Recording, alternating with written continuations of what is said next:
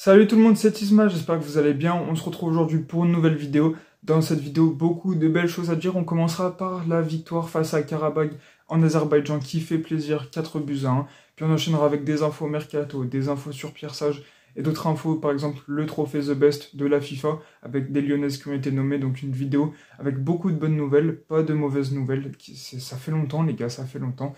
Donc on va commencer, c'est parti tout de suite pour la vidéo. On commence la vidéo donc avec le déplacement en Azerbaïdjan à Bakou pour aller se confronter à Karabag et la belle victoire 4-1. Donc on va l'analyser. On commence donc par la première mi-temps. Déjà on a joué en 4-2-3-1 avec un Ryan Cherki en 10 notamment. Donc la première mi-temps était pas folle. Franchement, même si Mikotadze marque à la 15e minute d'un but assez sympa, mais bon, pas exceptionnel encore par rapport aux autres buts du match par exemple. En tout cas, un petit but sympa, même si dans le jeu, c'était pas fou. Il manquait beaucoup d'envie, j'ai trouvé, dans cette première mi-temps. Très peu d'occasions dangereuses ont été créées, même si on avait la possession, même si Karabag n'arrivait pas à toucher son 10 ni son attaquant qui s'appelait Juninho. C'est quand même assez paradoxal, on y reviendra un peu plus tard.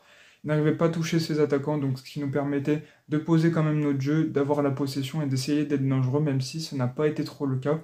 J'ai trouvé Cherki un peu moins bon que précédemment, donc ne me tombez pas dessus. Évidemment que Cherki fait un début de saison exceptionnel, mais là je l'ai trouvé plus en retrait, moins juste, moins intelligent que lors de ses derniers matchs. J'espère que c'est juste une anomalie et qu'il ne reviendra pas dans ses travers d'antan et qu'il nous restera au niveau qu'il a affiché jusqu'alors. Donc pour Cherki c'est tout, enfin pour la première mi-temps. Donc cette première mi-temps, comme je l'ai dit, pas folle. Il manquait aussi de fluidité dans le jeu, on n'arrivait pas à remonter très vite le ballon, il fallait qu'on se pose, qu'on fasse tourner, qu'on décroche, qu'on parte en profondeur pour aller toucher nos attaquants. Il y avait une transition qui était assez longue entre le moment où on récupérait la balle et au moment où on essayait d'être dangereux. Donc ça a été plutôt compliqué à ce niveau-là. On rentre donc à la mi-temps à but à 0, puis on revient. Et autour de la 60e minute, je crois, on passe d'un 4-2-3-1 à un 4-3-3. Donc Cherki sort, il me semble, oui, Cherki sort, Tolisso rentre, ce qui permet de faire la transition. Benrahma rentre aussi. À la place de Noama, il me semble, je sais plus les changements qui ont été faits. Mais en tout cas, on passe à un 4-3-3, c'est ce qui nous a rendu plus intéressant déjà, parce que Tolisso, sur son premier ballon, il nettoie la toile d'araignée de la lucarne. Le pétard qu'il a envoyé, exceptionnel. Il a terrassé le gardien de Karabag, extérieur surface. Première touche, crochet, deuxième touche, pétard en pleine lucarne, qui nous permet donc de faire le break et de mener Karabag à 2 buts d'avance. C'est pas français, mais vous avez compris l'idée. Du coup, ça faisait plaisir parce qu'on avait besoin de prendre cette marge. Parce que de l'autre côté, et c'était le cas depuis le début du match et ça a été le cas jusqu'à la fin, Karabag a été une équipe qui n'a pas du tout été honteuse, qui n'a pas fait... qui a fait abstraction de son statut de grand outsider qui était censé perdre très logiquement. Ils ont proposé leur jeu et c'est l'une de leurs caractéristiques. Karabag est une équipe connue en Europe pour ça, malgré que ça soit un des petits poussés de la compétition.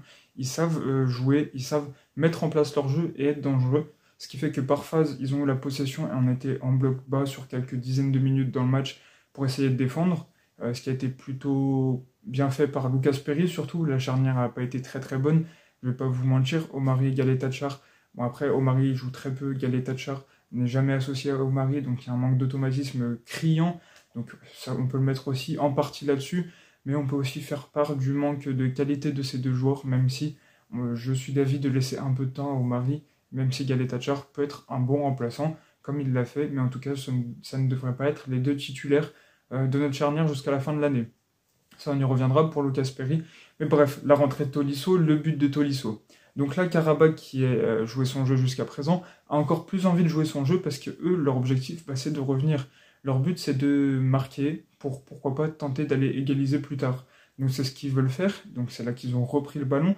Ils ont repris un peu de possession. Ils sont allés de l'avant. Nous, on était en bloc bas. Par contre, dès qu'on récupérait la balle, la transition était beaucoup plus simple parce que comme toute l'équipe de Karabag était portée vers l'avant, il y avait de très grands espaces en profondeur, ce qui nous permettait de lancer nos ailiers. Je pense notamment au but suivant, celui de Malik Fofana. Oui, c'est Malik Fofana. Oh, Benrahma, exceptionnel. La passe de Benrahma pour trouver Maitland-Niles en profondeur, alors que Benrahma, sur son contrôle, était dos au jeu, et sur sa passe, il était dos à Maitland-Niles qui faisait l'appel. C'est exceptionnel, la passe est folle. Donc Maitland-Niles part en profondeur, il nous fait 20-30 mètres de course, il envoie un petit centre à terre pour Malik Fofana qui convertit et qui marque son but en Ligue Europa, enfin son but lors de ce match, il avait déjà marqué en Ligue Europa, qui nous permet donc de gagner 3 buts à rien. S'il me semble bien, le penalty c'est après, ou non, c'est à la fin le penalty, je sais plus. Il me semble que c'est, oui, tout à la fin. Bref, Malik Fofana marque, il profite des espaces et de la magnifique passe de Benrahma qui était bien avant le milieu de terrain, qui était dos au jeu et qui prend le ballon et qui envoie une magnifique passe, un caviar pour mettre Lionel en profondeur. Ça a été un bijou, un vrai bijou qui a permis à Fofana de marquer. Ensuite, dernier but, et encore une fois, quel but les gars, c'est Mikotadze une nouvelle fois lancé en profondeur, on profite des espaces ouverts par l'équipe d'Azerbaïdjan, ce qui nous permet donc de faire une Mesut Özil, puisque notre cher Georges Mikotadze, qui s'est mis en confiance je pense avec ce match, nous a dribblé une fois un joueur, feinte de frappe, tout le monde se prend, deuxième feinte de frappe, le défenseur et le gardien finissent sur le cul comme Mesut Özil les gars, et converti d'un petit ballon piqué pied faible, qui vient clôturer cette action de toute beauté, les gars, c'était exceptionnel. Un but incroyable qui m'a donné des frissons, je me suis levé, j'étais limite en train de défendre sur Mikotadze pendant l'action, je suis limite tombé pendant qu'il driblait. Bon, j'exagère évidemment, mais pour vous dire à quel point ce but a été exceptionnel à l'image de celui de Tolisso précédemment. Alors à part ça, Georges Mikotadze, j'ai pas forcément trouvé qu'il sortait du lot techniquement, même si on a vu de belles choses. Il avait moins d'impact, on va dire, que quand il rentre en jeu, en termes de course, de pressing, d'appel, mais il a quand même fait un match plutôt correct, et j'ai bien aimé, je pense que ces 2 buts vont le mettre en confiance, donc ça c'est bien. 2 autres points sur lesquels je voulais revenir avant de clôturer la page Ligue Europa, c'est la rentrée de Saïd Benrahma. Saïd Benrahma a été exceptionnel. Il est rentré au même moment que Tolisso à la 60e, et il a fait des misères à toute la défense d'Azerbaïdjan, que ce soit sur sa passe que je vous ai citée, sur ses appels, sur ses dribbles, sur son pressing. Il a été partout dès sa rentrée, il a été très très intéressant, et ça pourrait lui permettre d'avoir plus de temps de jeu, parce que s'il nous livre des copies comme ça, évidemment qu'il a sa place, mais il faut faire attention parce que précédemment il n'a pas été très très bon, ce qui expliquait donc qu'il perdait de plus en plus de temps de jeu, voire même qu'une fois ou deux il n'a pas été dans le groupe. Et là je pense qu'il a la dalle, dès qu'il rentre il a envie de regagner minute par minute, de retrouver sa place en équipe, et s'il continue comme ça, évidemment qu'il aura sa place, et ça c'est tout à fait logique. Dernier point sur lequel je voulais revenir, c'est Lucas Perry qui nous a encore une fois sauvés.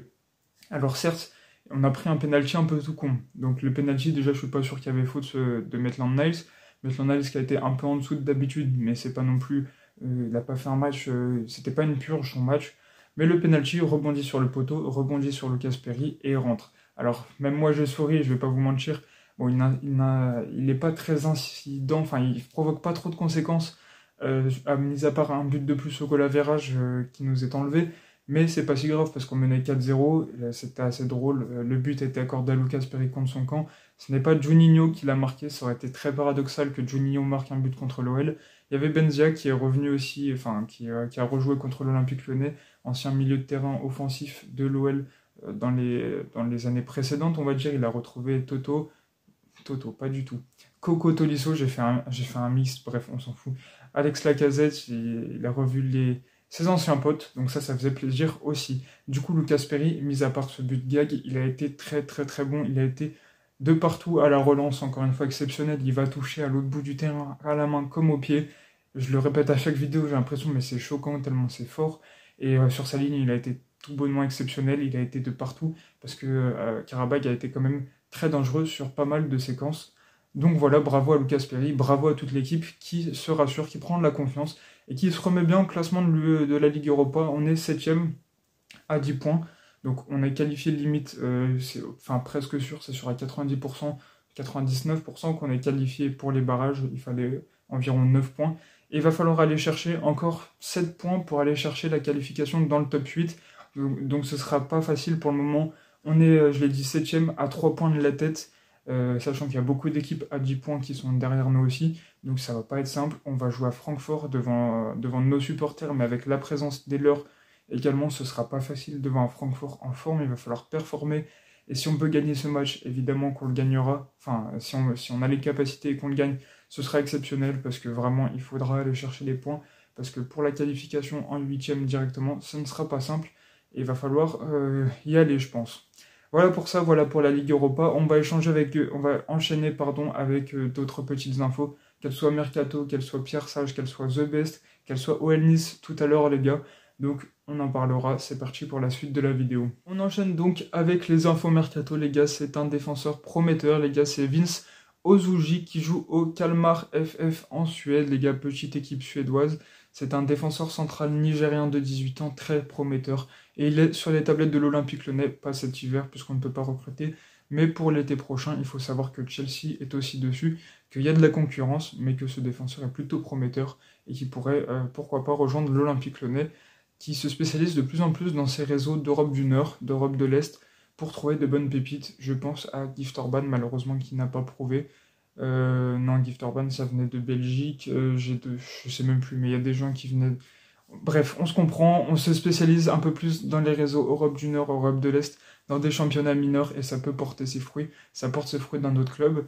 Je pense à Chelsea qui a recruté Mudryk, par exemple, même si Mudryk, on va être honnête, ne vaut pas ce qu'il a été, ce pourquoi il a été payé, plus de 100 millions, je crois, si je dis pas de bêtises.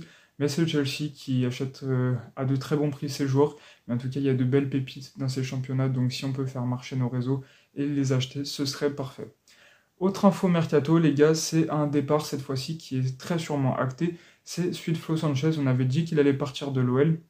Une procédure de licenciement avait été engagée et pourrait donc signer à l'US Orléans, qui est deuxième de National.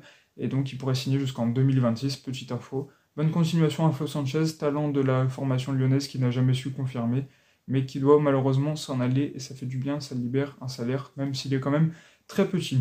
Autre info mercato, cette fois-ci exceptionnelle, ça aurait pu être des départs, mais cette fois ça concerne indirectement un Lyonnais, c'est Alexandre Lacazette, qui avait donné une interview dans laquelle il exprimait que Ryan Cherki était un très grand joueur, qu'il y avait, enfin, dans la mentalité et tout, qu'il y avait de belles choses, qu'il avait progressé Ryan Cherki. Enfin, Lacazette a fait de l'honneur à tous les Lyonnais, je pense, du groupe, et on a appris beaucoup de choses sur lui, notamment qu'il a refusé 2 clubs français, notamment le Paris Saint-Germain et l'Olympique de Marseille. Alors, il a dit que Paris, ça faisait réfléchir, quand tu vois les chiffres du contrat, il a raison, mais il est lyonnais et qu'il a donc refusé ces 2 clubs. Bah, comment tu veux jouer dans un autre club français que Lyon quand t'es lyonnais et que t'as brillé pendant des années avec ce club? C'est compliqué de t'envisager ailleurs en Ligue 1, surtout à Paris, surtout à Marseille. Il a aussi refusé la Juventus et il aurait pu partir au Barça, mais ça ne s'est pas fait. Donc Lacazette aurait pu avoir un avenir exceptionnel, mais il a préféré rester à Arsenal puis retourner à Lyon. Et c'est beau, on voit l'amour du joueur pour le club, c'est quand même très fort. Et ça fait très très très plaisir. Donc merci Alexandre Lacazette pour tout ce qu'il est en train de nous faire vivre. Et même si son niveau diminue en termes de rendement statistique, je néglige pas qu'il est toujours très important sur le terrain. Et je suis le premier à le répéter, que ce soit dans mes anciennes vidéos et ce sera sûrement dans mes prochaines. Il est tellement important dans le jeu et dans le vestiaire que voilà, l'imaginer le remplacer, c'est compliqué. Même si Miko Tadze prend de plus en plus d'importance et on espère qu'il progressera et qu'il sera aussi bon dans le jeu qu'il l'a été dans les stats pour ses 2 dernières entrées notamment et son dernier match en tant que titulaire. Ça on verra, mais voilà pour l'info Lacazette. On passe à l'info Pierre Sage, les gars, ça fait 1 an et 1 jour que Pep Sage, si je peux m'amuser à le dire, comme on disait Pep Genesio, a rejoint l'Olympique Lyonnais. C'était pour être un pompier de service, c'était pour défendre le club, de ne pas aller en Ligue 2, il était intérimaire jusqu'en janvier, il a été prolongé jusqu'à la fin de la saison, et à la fin de la saison il a été prolongé, et il a eu un contrat, il a eu son diplôme d'entraîneur, et maintenant il est à la tête de la formation lyonnaise. Ça fait 1 an et 1 jour, donc joyeux anniversaire à cette première année de mandat de Pierre Sage, qui a été magnifique, les gars. Une stat l'illustrera, on va la dire dans quelques secondes, mais tout d'abord, Pierre Sage était donc en conférence de presse, c'était vendredi, et il a dit qu'il aimerait s'inscrire dans la durée au club, que c'était la première d'une longue série de bougies à souffler, à siffler, s'il aurait été le seul décideur. Donc on espère qu'il restera pendant de longues années, c'est ce qu'il a envie de faire. Il a envie de s'inscrire dans la durée, de marquer l'histoire de l'Olympique Lyonnais en tant que coach. Et on lui souhaite donc le meilleur parce que c'est vraiment un héros, un demi-dieu qui a sauvé l'Olympique Lyonnais. Donc félicitations à Pierre Sage. Et donc la stat qui illustre ce rendement magnifique, ce sauvetage miraculeux qu'a fait notre coach depuis la saison dernière, c'est tout simplement le 3e coach dans l'histoire de l'Olympique Lyonnais à avoir le meilleur taux de victoire. Donc il a 60% de victoire à l'Olympique Lyonnais. Il est juste en dessous d'Alain Perrin, un des entraîneurs des très belles années lyonnaises, les gars, je crois 2004, 5, 6, dans ces eaux-là, ou peut-être un peu après, ça se trouve, je confonds avec après. Euh, Mince, je sais même plus si c'est dans ces belles années-là ou si c'est l'entraîneur avant Genesio. Au montage, les gars, mais en tout cas, Alain Perrin a 63,6% de taux de victoire et encore meilleur que lui, un des GOAT de l'entraîneur qui a révolutionné la Ligue 1, qui a révolutionné tous les entraîneurs de son époque. C'est Gérard Houllier qui a coaché Lyon, Liverpool, Paris, avec 63,9% de taux de victoire. C'est celui qui en a le plus à l'Olympique Lyonnais. Donc évidemment, cette stat, elle est belle, mais il ne faut pas se laisser aveugler non plus. Pierre Sage a joué moins de matchs que ces deux derniers entraîneurs, enfin que les deux dits précédemment. Mais donc, il faudrait voir sur la durée, parce que évidemment, c'est plus dur de maintenir ce taux de victoire sur la durée que sur une seule année. Donc on va voir sur le long terme comment ça se passe. Voilà, pour ça, encore une petite info, trophée The Best, les gars. La FIFA a annoncé les nominés, que ce soit pour le trophée féminin ou masculin. Et chez les féminines, on a 2 nominés, c'est Lindsay Oran et Shawinga, les gars, qui a joué à Paris, puis qui est venu cet été à l'Olympique Lyonnais. Donc ce trophée récompense les meilleurs joueurs sur l'année civile, et on espère qu'il reviendra à une lyonnaise, même si, honnêtement, je pense que ça finira dans les mains d'Aitana Bonmati, comme le Ballon d'Or, par exemple. Dernière info, c'est Enzo Molébé, ça revient un peu à la Ligue Europa. Il a joué ses premières minutes avec les pros à l'Olympique Lyonnais, c'est mérité. Gros talent de la formation lyonnaise. Bel attaquant et prometteur. On espère qu'il gagnera de plus en plus de temps de jeu et qu'il arrivera à s'imposer. Mais en tout cas, jeudi soir, c'était sa première exhibition, on va dire, parmi les pros. Voilà pour la vidéo, j'espère que vous l'aurez kiffé. Si c'est le cas, n'hésitez pas à liker, à commenter et à vous abonner. Nous, on se retrouve la semaine prochaine pour parler du match OL-Nice qui d'ailleurs se déroulera sans le virage sud à cause de problèmes des fumigènes qui ont causé, j'arrive même plus à parler, qui ont causé un arrêt temporaire du match et des chants homophobes contre Saint-Etienne. Donc malheureusement, la LFP a toujours frappé, sachant qu'elle n'a pas frappé contre Marseille, alors qu'un de leurs supporters a jeté un projectile dans l'œil d'Ambre Godillon, une journaliste de DAZN. Ils ont seulement écopé d'un match à huis clos en sursis, tandis que nous, on a une fermeture partielle. Alors, c'est deux choses différentes, deux incidents différents à comparer. Je ne dis pas qu'on ne mérite rien, je ne dis pas que Marseille mérite non plus la mort, mais il faudrait un équilibre, ce serait mieux. Je pense que ce serait bien. Voilà pour la vidéo, on se retrouve la semaine prochaine, et d'ici là, j'espère que vous passerez une belle semaine en compagnie de notre équipe lyonnaise. Allez, on se laisse sur une phrase de Bartruzza, l'Olympique Lyonnais est une formidable raison d'exister. Ciao, ciao les gars.